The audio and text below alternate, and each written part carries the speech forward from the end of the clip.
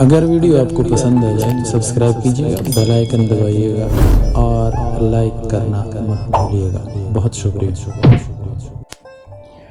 Sinbad جہازی کا 5واں سفر۔ حسب معمول ہندباد شام کے وقت سندباد کے پاس آیا اور کھانے کے بعد سفر نامہ شروع کیا۔ سندباد نے کہا کہ چوتھے سفر کے بعد گو میں نے سخت عہد کیا تھا کہ آئندہ بغداد سے باہر قدم نہیں رکھوں گا، لیکن چند روز کے عیش و عشرت نے پھر سفر کا شوق پیدا کر دیا اور میں اسباب فراہم کر کے بصرے کی طرف روانہ ہو گیا۔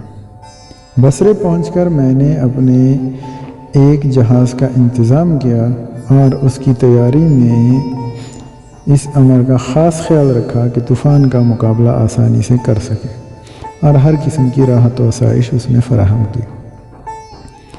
جہاز تیار ہو گیا تو ہم سفر پر روانہ ہو گئے اور مختلف مقامات سے ہوتے ہوئے ایک جزیرے میں پہنچے۔ وہاں میں نے رخ کا انڈا دیکھا اور اپنے ساتھیوں کو بھی دکھلایا۔ میرے ساتھی منع کرنے کے باوجود اس انڈے کو توڑ کر کھا گئے۔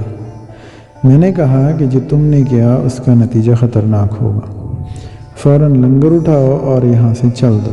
چنانچہ جلد سوار ہو کر ہم وہاں سے روانہ ہو گئے، لیکن زیادہ دور نہیں گئے تھے کہ رخ کا جوڑا آ گیا اور اپنے انڈے کو ٹوٹا ہوا دیکھ کر غیظ و غضب کے عالم میں جہاز پر حملہ آور ہوا اور بڑے بڑے پتھر اٹھا کر جہاز پر گرانے شروع کر دیے۔ کپتان نے ہر چند کوشش کی کہ جہاز کو اس مصیبت سے بچاؤں، لیکن ممکن نہ ہوا۔ آخر اس جوڑے نے اتنے پتھر جہاز پر ڈالے کہ جہاز تباہ ہو گیا اور بہت سے ہمراہی ہلاک ہو گئے۔ جب ٹوٹ گیا تو ہم تختوں کے سہارے تیرنے لگے۔ مجھے معلوم نہیں میرے ساتھیوں کا کیا حشر ہوا، بہرحال مجھے موجیں لیے پھرتی رہیں۔ تمام دن کی مکمل مصیبت کے بعد ایک روز زوردار موج نے مجھے ایک سرسبز و شاداب چھوٹے سے جزیرے میں لا ڈالا۔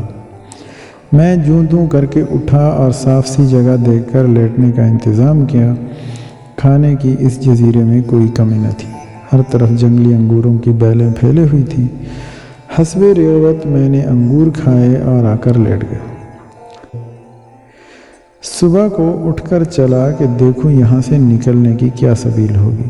پھرتے پھراتے میں ایک چشمے کے کنارے پہنچا، جہاں سے میں نے ایک بوڑھے کو دیکھا جو اپنا نصف دھڑ پتوں سے چھپائے ہوئے بیٹھا تھا۔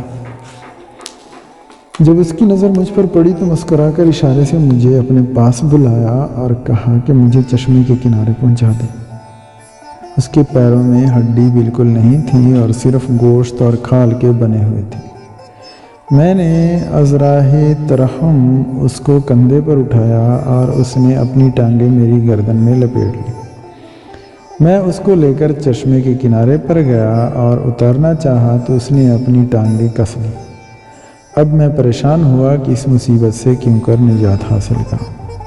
تھوڑی تھوڑی دیر کے بعد میں کسی طرف چلنے کو اشارہ کرتا اور اگر میں ذرا بھی رکتا تو اپنی ٹانگیں اسی طرح مارتا جیسے گھوڑے کو چابک مارتے ہیں۔ خدا جانے اس کی ان خشک ٹانگوں میں اتنی طاقت تھی۔ کبھی مجھے میوہ دار درختوں کے نیچے لے جاتا، کبھی وہاں کھڑا کر کے آپ بڑے اطمینان سے پھل کھاتا۔ کئی روز اسی طرح گزر گئے کہ اگر میں سونے کے لیے لیٹتا تب بھی وہ اپنی ٹانگیں میری گردن سے الگ نہیں کرتا تھا۔ ہر وقت اس کی تکلیف سے میں تھک جاتا۔ چنانچہ ایک کدو میں کچھ انگوروں کا رس نکال کر بھرا اور اس کا منہ بند کر کے دھوپ میں رکھ دیا۔ 2-4 روز میں اس کی شراب تیار ہو گئی۔ جب زیادہ تھکان ہوتی تو اس میں سے 2-4 گھونٹ پی لیا کرتا۔ ایک روز اس مردود بوڑھے نے بھی اسے پینے کی خواہش ظاہر کی۔ دفعتاً مجھے خیال پیدا ہوا کہ اس کو شراب میں دوائی ملا کر بے ہوش کر دوں، تب اس سے شاید اس سے نجات ملے۔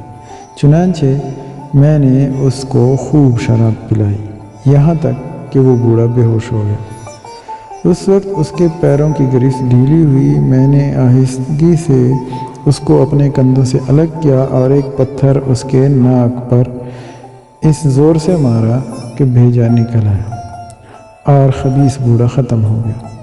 اس مصیبت سے چھٹکارا پا کر میں نے خدا کا شکر ادا کیا اور کسی جہاز کے ملنے کی امید پر کنارے کی طرف روانہ ہوا۔ کئی روز کے انتظار کے بعد کسی جہاز کا ادھر سے گزر ہوا۔ میں نے بہت سے اشارے کیے جو شاید اہل جہاز نے دیکھ لیے، کیونکہ وہ جزیرے کے قریب آ کر ٹھہرا اور ایک کشتی مجھے مل گئی۔ اہل جہاز نے سب حال دریافت کیا اور اس عجیب و غریب بڈھے سے نجات پانے پر مبارکباد دی۔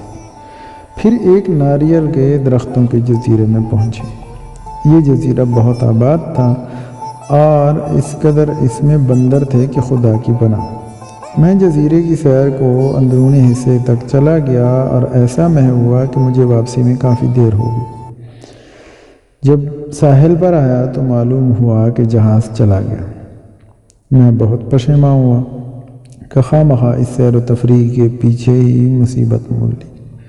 ساحل پر کچھ لوگ آباد تھے، وہ ان کو جنگل میں کام پر جاتے اور شام کو بندروں کے خوف سے کشتی میں سوتے۔ ان میں سے ایک شخص نے حال سن کر مجھے اپنی کشتی میں جگہ دی اور کہنے لگے کہ صبح کو چند ٹوکرے لے لو اور جب سب لوگ سو جائیں تو تم بھی ان کے ساتھ چلے جانا۔ یہ ناریل اکٹھے کرتے ہیں۔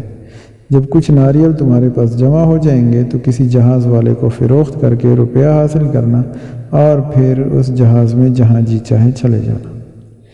اگلے روز میں بھی ٹوکرے لے کر ان لوگوں کے ساتھ چلا گیا۔ جنگل میں پہنچ کر ان لوگوں نے ناریل کے درختوں پر پتھر پھینکنے شروع کیے۔ تھوڑی دیر میں بڑا بڑا ناریل گرنے لگا۔ میں یہ دیکھ کر حیران تھا کہ درخت کی چوٹی پر تو پتھر نہیں جاتا اور ناریل گر رہے ہیں۔ غور کرنے پر معلوم ہوا کہ اوپر بندر چڑھے ہوئے ہیں اور جب ہم پتھر پھینکتے ہیں تو ہماری نقل میں وہاں سے ناریل گراتے ہیں اور لوگ ان کو اٹھا لیتے ہیں۔ چنانچہ میں نے بھی یہی کام شروع کیا اور شام تک بہت سے ناریل جمع کی۔